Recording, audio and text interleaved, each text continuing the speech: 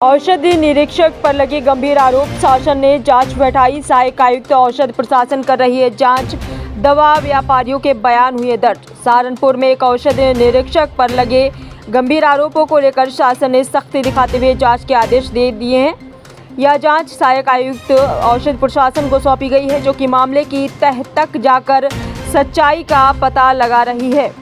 अब तक कई दवा व्यापारियों के बयान दर्ज किए जा चुके हैं। जानकारी के मुताबिक पिछले दिनों सहारनपुर के दवा व्यापारियों ने औषधि निरीक्षक के खिलाफ कलेक्ट्रेट में प्रदर्शन किया था।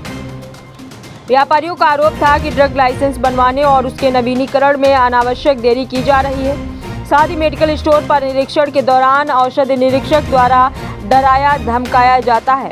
व्यापारियों ने यह भी आरोप लगाया है कि निजी कर्मचारियों को रखने पर आपत्ति की जाती है और ड्रग लाइसेंस से संबंधित मामूली कार्यों के लिए बार बार कार्यालय के चक्कर कटवाए जाते हैं। उनका ये भी कहना था कि निरीक्षक का व्यवहार भी उचित नहीं है। व्यापारियों ने इन सभी शिकायतों को IGRS पोर्टल पर दर्ज कराया था। इसके अलावा फार्मासिस्टों ने भी प्रशासनिक अधिकारियों से मिलकर शिकायतें की थी। उल्लेखनीय है कि हरियाणा, उत्तराखंड और हिमाचल प्रदेश की पुलिस पहले ही सहारनपुर में नशीली दवाओं में लिप्त लोगों पर कार्रवाई कर चुकी है, जिससे मामला और भी गंभीर हो गया है। शासन ने मामले की गंभीरता को देखते हुए सहायक आयुक्त औषध प्रशासन को जांच की जिम्मेदारी दी है। उन्होंने दवा व्यापारियों के बयान दर्ज करना शुरू कर दिया है और जांच पूरी होने के बाद रिपोर्ट शासन को भेजी जाएगी। इधर एडीएम न्यायिक ने भी फार्मासिस्टों के ड्रग लाइसेंस के लिए दिए गए आवेदनों को लेकर बयान दर्ज किया है। आइए देखते हैं आगे की रिपोर्ट सहारनपुर से बिलाल खान के साथ। जी, आपका नाम? गिरीश तलवार। क्या प्रेस वार्ता में क्या निर्णय लिया गया था? प्रेस वार्ता में निर्णय तो हमारे अध्यक्ष जी ने और महामंत्री जी ने पूरे विस्तार से बता दिया है। मैं 40 साल से व्यापार कर रहा हूँ, दवा व्यापार। 40 साल बहुत टाइम होता है और 40 साल के अंदर मैंने ऐसा ड्रग इंस्पेक्टर, ऐसा DLA वगैरह नहीं देखा। आपके यदि पेपर पूरे हैं तो आपको तुरंत लाइसेंस रिन्यू तुरंत वो कर देना चाहिए। आप अपने जो है एक्ट लगा रहे हैं, उसमें वो एक्ट की कोई वैल्यूएशन नहीं है। यदि आपको कोई दिक्कत है या कोई प्रॉब्लम है, आप उसकी हमें लिस्ट प्रोवाइड करवा दें कि ये हमें चाहिए। हमारा व्यापारी आपको पूरे का पूरा जो है उसके पेपर्स आपको पूरा बना के देगा बंच। उसके बाद तो अधिकार व्यापारी का भी है कि वो पूछ सकता है आपसे, भाई हमारा लाइसेंस क्यों नहीं रिन्यू हो रहा। जो 40 साल से काम कर रहे हैं वो क्या बेवकूफ है? थोड़ा सा बिल्कुल निर्दयता से काम हो रहा है। मैं माननीय मुख्यमंत्री योगी आदित्यनाथ से रिक्वेस्ट करूंगा कि ऐसे भ्रष्ट अधिकारियों को यहाँ से जो है या तो सस्पेंड किया जाए या इनका ट्रांसफर। आपने कहा इसकी जांच के आदेश दिए? इनकी शिकायत जो है हमने IGRS से करी है। इनकी शिकायत जो है ADM पे भी इनकी जांच आई हुई है, ADMF पे सॉरी। और एक जांच जो है जो DLA है यहाँ पर, ड्रग लाइसेंसिंग अथॉरिटी, उन पर भी जांच आई हुई है।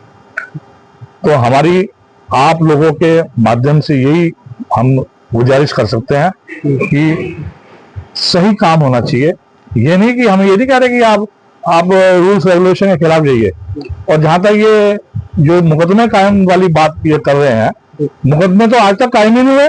मुकदमे तो यदि आपका कोई सैंपल फेल होता है तो मुकदमा कायम होगा मैन्युफैक्चरर पे।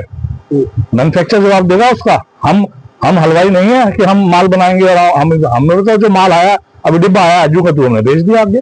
हमारी क्या गलती है इसमें? हमारे बिल है, बैच नंबर है, कहाँ से माल आया उसकी सब चीज रिपोर्ट है, वहां पे ट्रांसपोर्टेशन का बिल भी है, सब चीज है। तो उसमें व्यापारी की कहाँ गलती है बताओ? नहीं तो कल इसके खिलाफ बहुत बड़ा एजिटेशन होगा आने वाले टाइम में।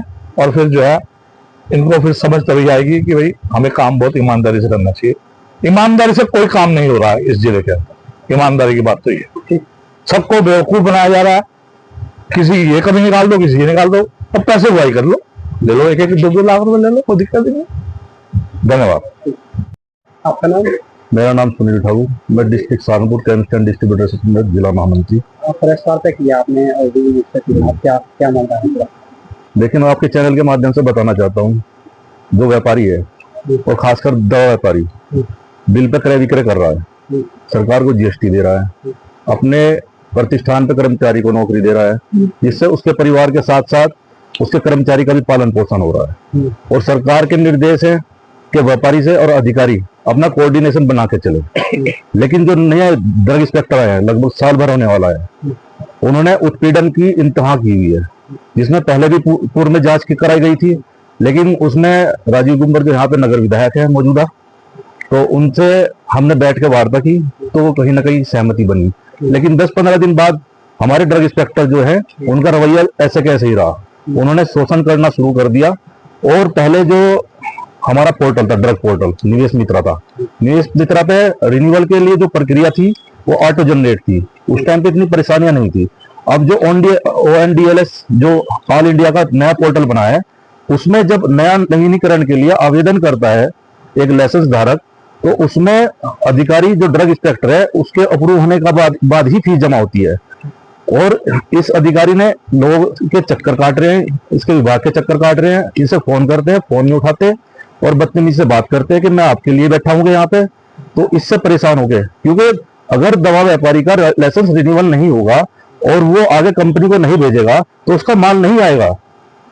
और इन ड्रग इंस्पेक्टर ने उसका फायदा उठाते हुए उनसे वहां पे डिपार्टमेंट में चक्कर कटवा के धनु भाई की बात करते हैं और लोगों को परेशान करते हैं। अच्छा, क्या मतलब दर्ज हुआ आप लोगों पे?